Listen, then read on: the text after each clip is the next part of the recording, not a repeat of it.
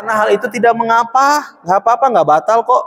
Ustaz saya capek, Ustaz saya kurang enak badan, kurang enak kakinya nih. Udah putaran ke-5 misalkan, duduk aja dulu. Boleh. Tapi jangan 3 jam. Kasihan ustadznya, kasihan jamaah yang lain. Ya 5 menit malah ya, sambil mungkin dibalur dibasuh sama air zam-zam ya, sok dibasuh sambil doa ya Allah kuatkan. Itu banyak emang keajaiban. Kondisinya di sini sakit, pas lagi umroh mah ya Allah Gusti lancar, bahkan sehat walafiat. Ada yang udah sepuh juga usia 75, usia 80, kondisi badannya nggak fit ya, tapi pas begitu umroh hari bentennya ninggal Ka'bah ada magnet ya, seperti ada magnet, jadi semangat untuk tanpa kursi roda. Semuanya mudah-mudahan dimudahkan sama Allah, fisiknya kuat, karena umroh ini memang ibadah fisik juga, jadi harus sehat fisik juga ya. Bila lupa bilangan putaran yang telah ditempuh, maka tetapkanlah bilangan yang terkecil. Ibu manusia, bapak manusia, kadang lupa. Ustaz saya mau biar nggak lupa mau bawa mau bawa karet gelang bekas beli lotek di Bandung Ustaz, di sini 7. Nah, pas begitu tawaf karet gelangnya kemudian dipindah ke sebelah kanan. Sok. Tapi jangan karet gelang teuing gitu. Maklum ya lapar ya. Ibu bapak mah jamaah mah enaknya tuang sambil tuang ya, abdi mah tetiasa. Jadi boleh jangan terlalu klasik teuing lah ya. Kadang kan suka ada yang jualan tuh yang cincin cincin kayak cincin tasbih gitu ya, yang bisa ditekan digital 1, 2, 3, 4 gitu ya. Boleh ya. Tapi kalau dirasa ingatan saya mah kuat, udah nggak perlu pakai itu.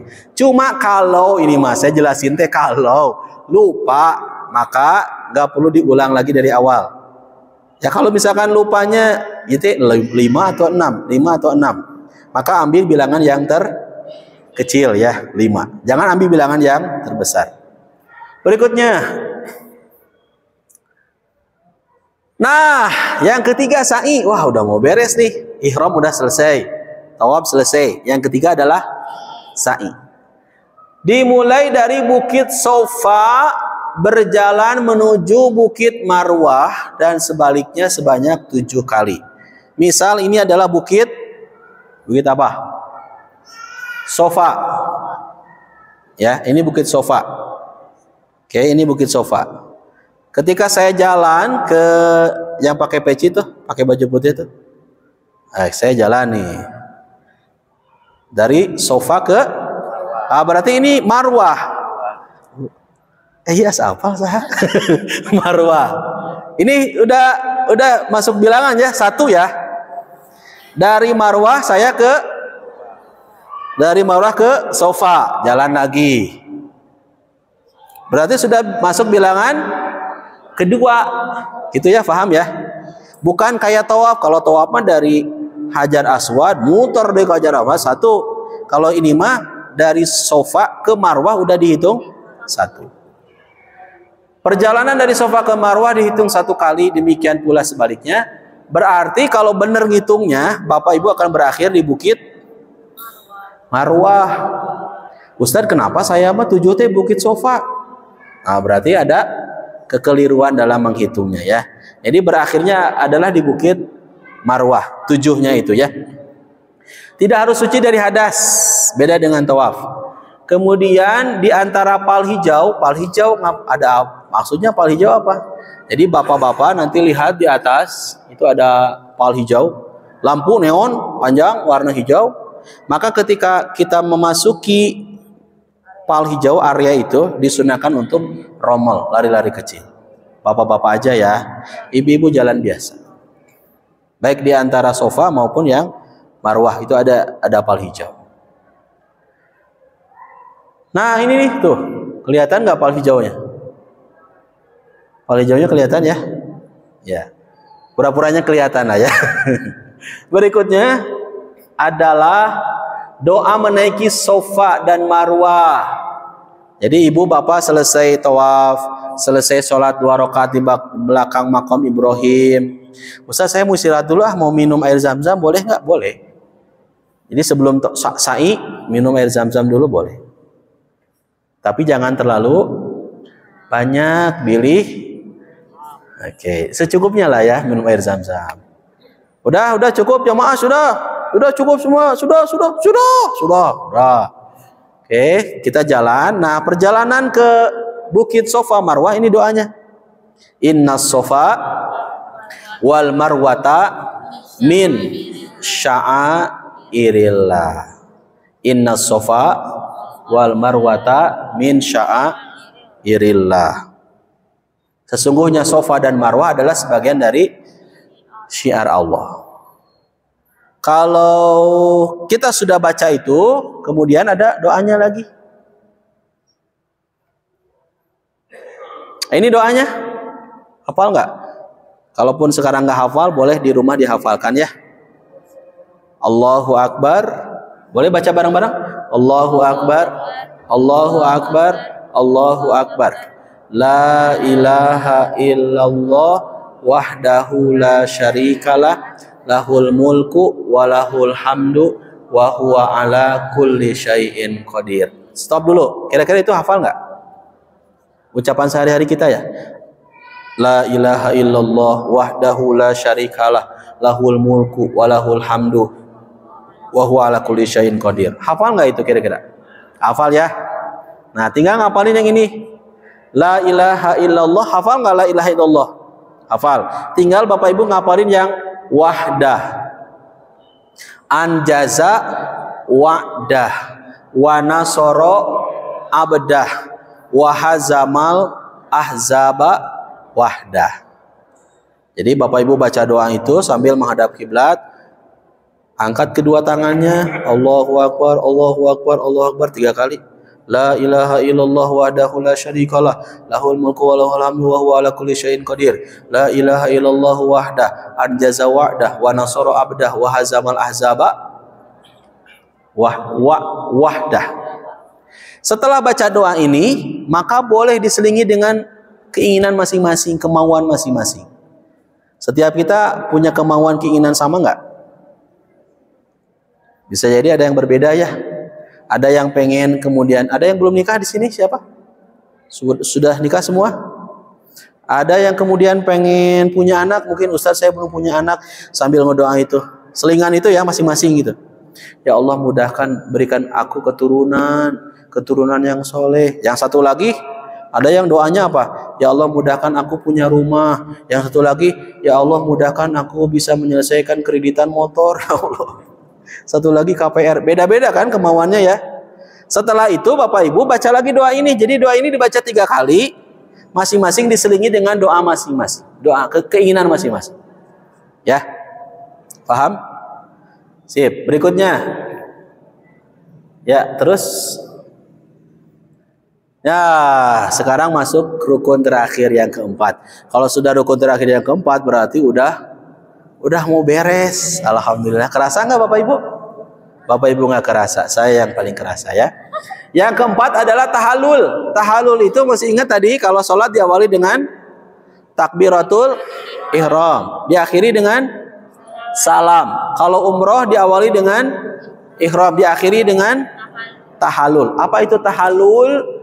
Tahallul yaitu terbebasnya jamaah haji atau umroh dari larangan-larangan ihram haji dan umroh, haji atau umroh.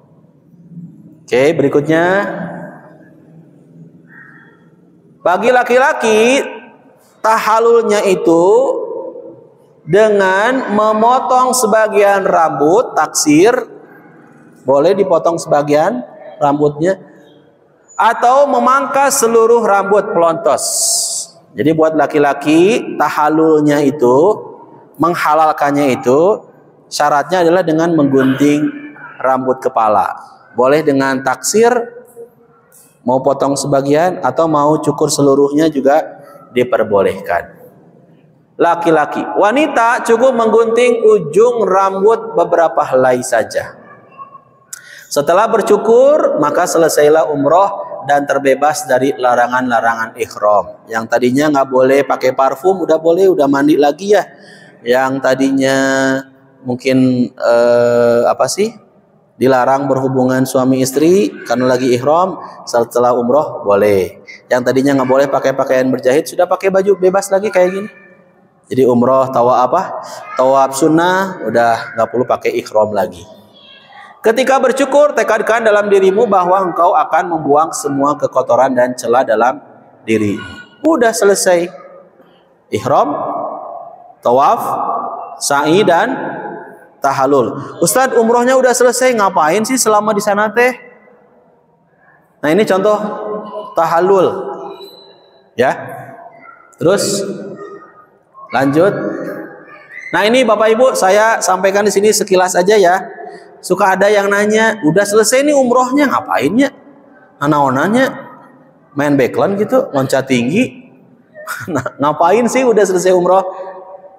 Memperbanyak tawaf sunnah. Sok buat tawaf sunnah. Boleh nanti bareng sama saya, mau rombongan lagi boleh, atau mau personal aja, mau sendirian boleh. Tawaf sunnah silakan. Ini yang disunahkan tawaf sunnah. Kemudian yang kedua, melakukan sholat sunnah.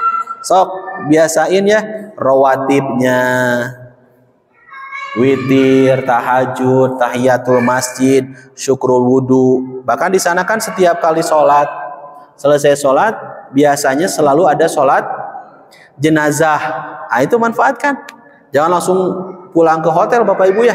Manfaatkan untuk sholat jenazah. Ini amalan sunnah yang dicintai sama Rasul ya, menghidupkan sunnah.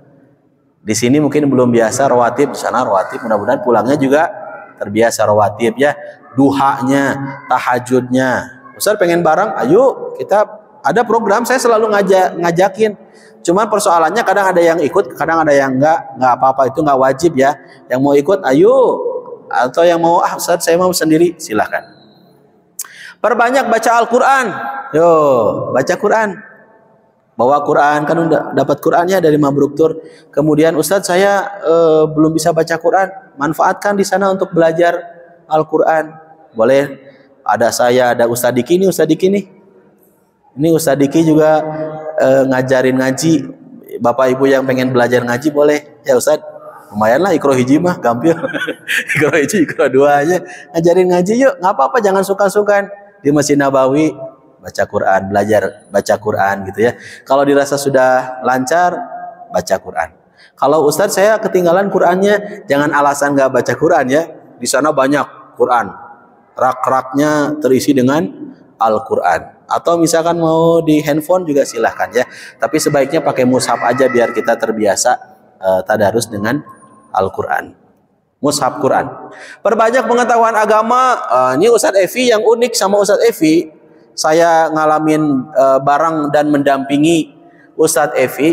Yang unik dari beliau ini adalah beliau selalu ada kajian, bukan hanya sekali kajiannya, dan juga ada kajian. Dan nanti saya yang mengkondisikan biasanya ya di masjid. Kadang kalau perempuan nggak bisa, kita di halaman Masjid Nabawi. Karena kalau di Masjid Nabawi Bapak Ibu, pintu laki dan pintu perempuan dipisah.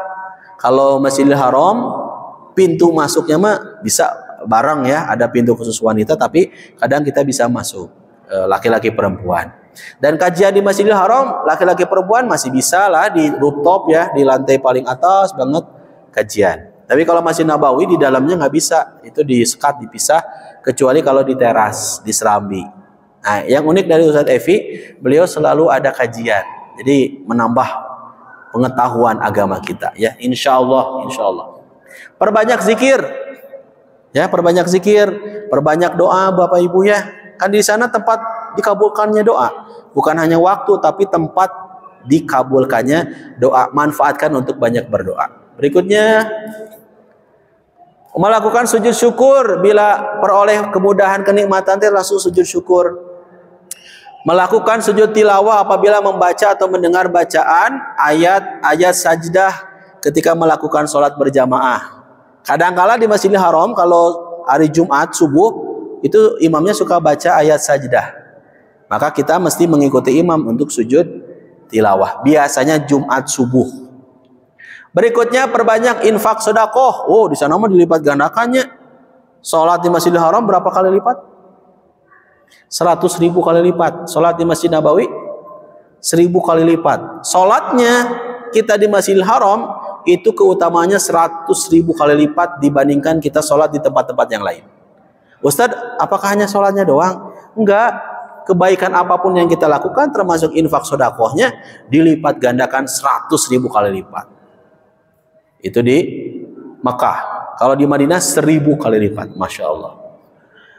Menolong sesama muslim, terutama sesama jamaah, ini penting. Kadang ada jamaah itu yang maklum lah ya, baru pertama kemudian pusing ini teh. Masjidil Haram gede banget, lebih gede dari Masjid TSM ya. Terus nyasar, ibu hotelnya di mana? Ketika ibu kemudian bisa menunjukkan hotel jamaah yang sedang kesasar, meskipun itu bukan mabruk tur ya. Jangan sampai, ibu dari travel mana? Oh, saya dari Travel X. Oh, bukan travel saya, cari aja sendiri. Enggak, liatin name tag-nya, maka wajib pakai name tag-nya, kalung gitu ya. Ada nama hotel, nomor telepon, dilihat. Hotel Zamzam Tower. Oh, Zamzam Tower ibu. Saya juga nggak tahu. Telepon atuhnya WA atau apa, lah janjian gitu ya. Cari yang memang orang bisa bantu. Kalau bahasa terbatas kita harus ngebantu sesama muslim. Bukan hanya sesama travel ya. Jelas itu sesama travel mah. Iya mah kalau lagi ada teman kita yang lain, orang Indonesia sama kesasar ini. Nah, cep pamilariankeun hotel ini di mana nih? Oh, hotel ini. Kalau seandainya bisa maka telepon. Saya biasanya kalau ada yang kesasar nih jamaah nih, pernah ada yang kesasar nih, ada yang nelponin. Yang nelponin tuh kemudian minta janjian di satu titik. Telepon ke saya, Ustadz, Cina ini ada jamaah antum kesasar. Oh, di mana posisinya? Di sini. Oh ya udah, saya ke sana. Orangnya pulang, tapi jamaahnya kemudian disuruh untuk nunggu di titik tersebut. Begitu saya nyamperin, oh ini, udah tinggal angkut tarik pulang ke hotel. Berikutnya, memaafkan orang lain apabila berbuat salah. Maafin ya kalau ada kesalahan. Sok saling memaafkan. Karena ciri orang yang beriman itu adalah wal afina anin nas. Memaafkan kesalahan orang lain. Jadi kalau ada kesalahan maafin. Udahlah, maafin. Terus segera minta maaf Bu kalau terlanjur berbuat salah. Apalagi ini di Masjidil Haram para saya bertengkar. Aduh, nggak lucu banget ya. Udah, kita selesai, kita sudahi, kita berdamai agar kita betul-betul menjadi jamaah umroh yang mabrur. Ada lagi? Kayaknya udah ya. Oh, ada lagi, dikit lagi. Segera memenuhi janji dan melaksanakan amanah. Ibu kalau punya janji Bapak, maka tunaikan. Ustadz, saya punya janji amanah dari tetangga saya nitip kurma 10 kilo. Nah, itu janji loh. Makanya kalau saya nggak pernah nerima, apalagi kalau dia nggak nitip uangnya, wah itu makin saya nggak terima itu ya. Kalau seandainya berat, udah jangan diterima. Amanah kan itu ya. Ibu nitip ya kurma sukari 10 kilo, kurma ajwanya 15 kilo, terus kacangnya itu naon dagang naon. Jangan udah tolak, maaf. Kalau nitip doa oke lah, tapi kalau nitip barang pengen gamis ukuran XL ini mereknya ini, warnanya kalau bisa jangan agak kehitam-hitamannya, udah sama riweuh rudet tas pareman telepona jangan diterima. Amanah kan ya. Oke, janji jangan diterima janji kalau seandainya nggak bisa. Mampu menahan emosi dan rasa amarah. Ya, bisa kan Bapak lagi duduk tuh tiba-tiba di depan Bapak sudah ada orang lain yang berdiri, tahan amarah ya, posisi udah di sapnya, kemudian ada yang ujuk-ujuk di tengah, tahan amarah. Ujian. Belajar mengenal dan memahami diri sendiri dan orang lain. Siapa sih saya ya? Tawadu, rendah hati dan menjauhkan diri dari sikap dan sifat sombong dan takabur. Punten, jangan mentang-mentang mungkin karena sudah pernah umroh, pergi umroh gampangnya. Jangan ada sombong, takabur, hilangkan ketakaburan tersebut. Bersihkan diri dari sikap dan sifat tercela seperti hasud. Hati-hati hasud, tahu hasud? Iri, dengki, SMS, senang melihat orang lain susah, susah melihat orang lain senang. Nah, itu tuh hasud, bahaya, penyakit itu. Kemudian jauhi gibah, ya gosip, ngomongkeun batur. Bakhil, kikir, ngoret, ngopet, merege hese, cap jahe. Taskhiriyah, menghina, jangan sampai kita punya sifat itu. Suuzon, buruk sangka, godob, bermusuhan, dan lain-lain. Jadi umroh ini betul-betul harus menjadikan diri kita menjadi manusia-manusia yang lebih baik lagi ya, punya hati yang bersih. Sudah saya kira. Oke, cukup. Itu untuk rangkaian manasik ibadah umroh dari awal ihram sampai dengan tahallul. Kalau dirasa ada yang nggak paham, boleh tanyakan. Cukup sebelum saya tutup ya. Oke, nanti sama Kang Tatan. Ada. Baik,